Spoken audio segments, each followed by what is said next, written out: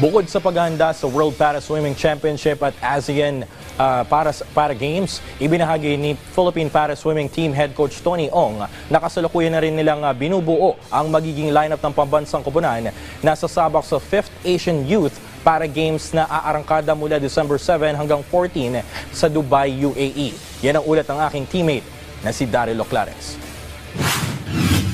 Matapos ang naging matagumpay nilang kampanya sa Para Swimming World Series sa Japan nito lamang nakaraang buwan, patuloy pa rin na magiging abala ang Philippine Para Swimming Team dahil ilang buwan na lamang ang bibilangin bago ang kanilang mga bigating kompetisyon tulad na lamang ng World Para Swimming Championships at ang inaabangang 2025 ASEAN Para Games. Pero maliban sa pagpapalakas ng kasalukuyang mga national para tankers, masugid na rin ng ating pambansang koponan sa paghahanap ng mga susunod sa yapak ng ating mga kampyon na para-atleta.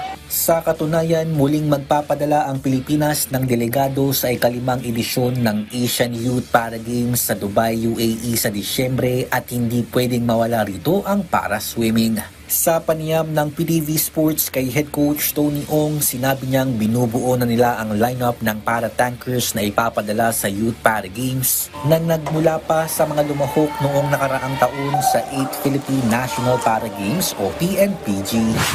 Yes, actually meron tayong 5 na papunta doon. I'm just not medyo mahina lang ako sa names. So yung mga yun, I think sila yung pupunta doon and kung madadagdagan yun, I hope madagdagan pa at least kaya ng 3 pa man para meron tayong solid 8 athletes going to Dubai meet or to the Dubai Youth Games. Hangad rin ni Ong na ipagpatuloy ang momentum ngayong taon lalo na't matatandaang humakot ng medalya sina AJ Aligarbes at Angel Otong sa huling edisyon ng Under-23 Quadrennial Meet noong 2021. Yun yung time ni Angel, yung last one yung time ni Angel at saka ni RJ Aligarbes. Yun yung nagpadala tayo ng 2 atleta going in and then magandang performance yung ating nakuha. Before that, siguro mga 4 o 5 tayo yung 2017 sa Dubai din na tayo. Sa Dubai din yun. Maganda rin yung performance doon. I think we did 1 bronze medal coming from isang athlete natin from swimming. So, magandang performance naman. And hoping na magtuloy-tuloy hanggang ngayon, tingin ko kaya naman ng mga atleta natin.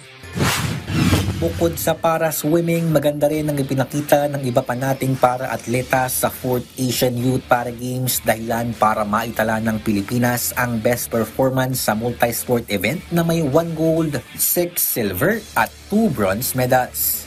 Daryl Oclares para sa Atletang Pilipino para sa Bagong Pilipinas.